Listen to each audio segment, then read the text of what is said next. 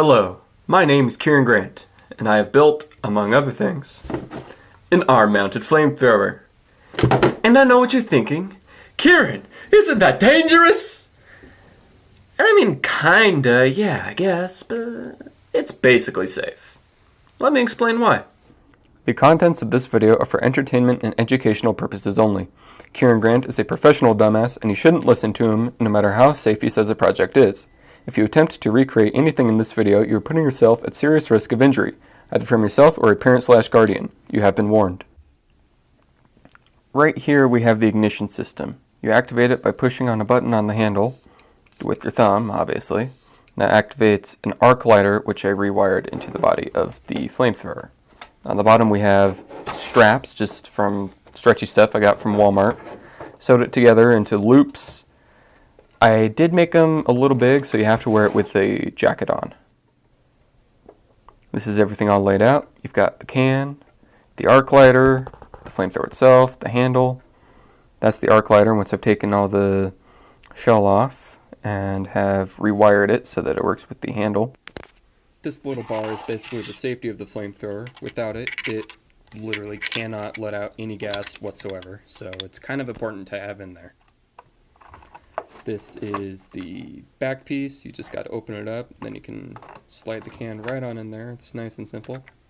Jiggle a little bit to make sure it gets into the hole and slide it right back in. Easy as pie. Now that I'm wearing it, you can see how it works. You just got to click that little button to ignite the basically mini taser. It's an arc lighter that I bought off of Amazon. Let me see, I can try to zoom in a little bit here. You can see that if I blow on it, it doesn't just go out. Come on, there we go. See, so if I blow on it, it doesn't just go out, which is great because there's a lot of pressure coming from that can. I mean, look at that. It's liquid butane blasting out of there. I just got to move my wrist forward to make it come out of the can. It's a very simple system. That's the safety I was telling you about. With it removed, the can will not go forward enough to activate. It doesn't work. It doesn't work at all.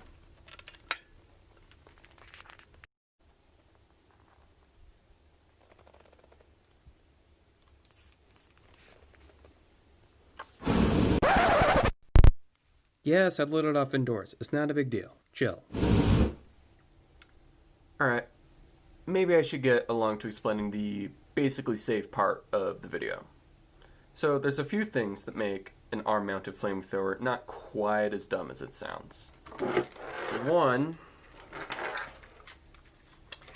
the ignition and the gas are two very separate motions, right? Like, you can't get those confused if you tried, and you need both going in order for it to work. In fact, you need them in a specific order. It needs to be spark and then gas in order to light. If you do gas and then spark, it doesn't work at all. As evidenced by me willingly pointing the flamethrower directly at my phone to demonstrate. It's not going to light. Another thing that makes it safer than you'd think, and why I don't wear a glove, is because the vast majority of the heat from the flame rises up into the air.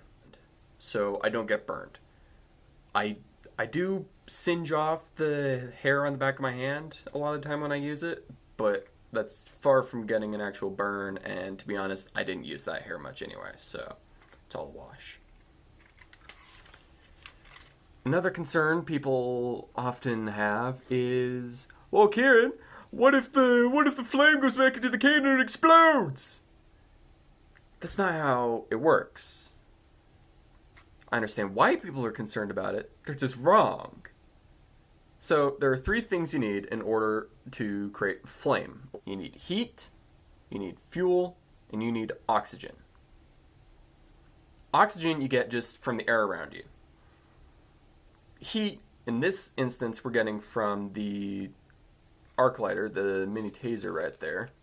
And fuel, obviously, is the can of butane.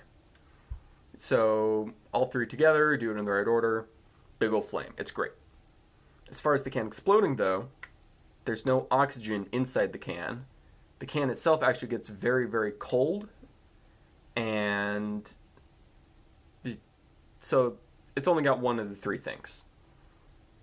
It's just not going to happen. Even if the You'll see from a video in a minute how the flame stays a good 6 inches away from the can.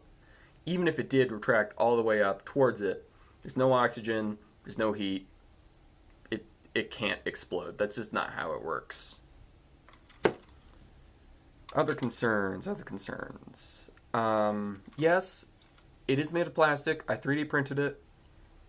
I've used it a ton. Hasn't melted yet. The plastic on the wires does melt a little bit. You just gotta replace them or trim them every now and then. But it's not gonna melt to my hand and give me burns that way. Again, this part right here actually gets very cold from the expanding gases of the butane. The cable that I use it's like the brake cable from a bike. So it's very durable, very strong. It was actually a real pain to cut into the right length to make for the flamethrower. And there's also no chance of it melting whatsoever. It's solid steel. Or stranded steel or whatever. It's metal. It's not going to melt. Butane burns at relatively low temperatures. The only other safety concern that I've heard voiced was one unique to lighting it off indoors, which is not recommended, even more so than the rest of this video. I really shouldn't be doing that. Which is carbon monoxide. When things burn, they release fumes, they release gases, and one of those things that gets released is carbon monoxide, which is an odorless, invisible gas that can get trapped in a room and asphyxiate you. Or basically, it's kind of like drowning you without water. You're just not getting oxygen. And at low amounts, whatever, you'll live. It's a big room, I've got a fan, there's AC. Carbon monoxide it's being generated, but it's in a small enough amount that I'm not dead. Like, I lit it off just a couple minutes ago, and I'm still here talking to you about it. And I'm still going to be here to upload the video once I'm done editing. So, it's not going to kill me. And I think that's about it for the safety concerns.